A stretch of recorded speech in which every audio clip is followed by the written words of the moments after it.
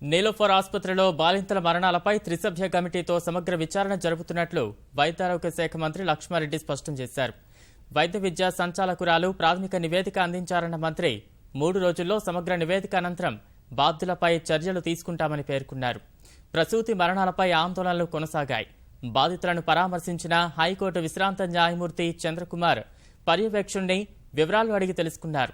ప్రసూతి మరణాలకు కారణమైన ఆసుపత్రి సిబ్బందిపై చర్యలు తీసుకోవాలని ఆసుపత్రి ఎదుట కాంగ్రెస్ నిరసన చేపట్టింది.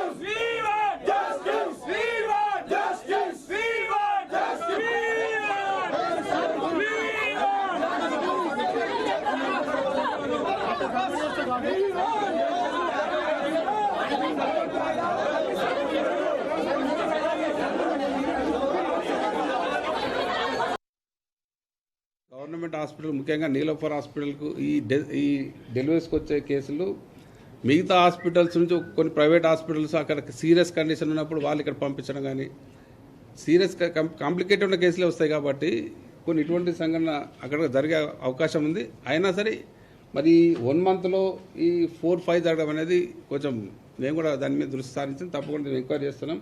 అవసరమైతే ఇంకా సీరియస్గా ఎంక్వైరీ చేసి దాన్ని ఎవరు బాధ్యులు ఏమైంది థియేటర్లో ఏదైనా ఇన్ఫెక్షన్ ఉందా, ఇంకేదన్నా అయిందా, లేకపోతే డాక్టర్స్ ప్రాబ్లం ఉందా, లేకపోతే ఇంకేదైనా ఉందా, మెడిసిన్స్ ఏదైనా ప్రాబ్లం ఉందా, అన్ని రకాలుగా చాలా డీటెయిల్గా డీప్గా ఎంక్వైరీ చేయాలి. ఎందుకు జరిగింది, ఫర్దర్ జరగకుండా ఏం చేయాలి దాని మీద ఖచ్చితంగా దీని మీద ఎంక్వైరీ పెట్టిస్తాం. దాని మీద రిపోర్ట్ వచ్చిన తర్వాత యాక్షన్ తీసుకుంటాం. అది కేవలం అంటే ఎందువల్ల జరిగిందో ఒక ఎంక్వైరీ కమిటీ వేసినాం. ఎంక్వైరీ కమిటీ రిపోర్ట్ వస్తుందని చెప్పి చెప్తున్నారు. కానీ ఏది ఏమైనా ఇక్కడ ఆసుపత్రుల యొక్క నిర్వహణలో లోపం వల్ల ఇది జరిగినటువంటి ఒక మరణాలు తప్పించి మరో కారణం కాదు. ఆ నిర్వహణ లోపం వల్ల జరిగింది కాబట్టి దీనికి రాష్ట్ర ప్రభుత్వం బాధ్యత కాబట్టి ప్రతి పేషెంట్కు మినిమం ఒక 10 lakhs of rupees కాంపెన్సేషన్ వాళ్ళు ఇవ్వాలని చెప్పేసి మేము గవర్నమెంట్ని డిమాండ్ చేస్తున్నాం.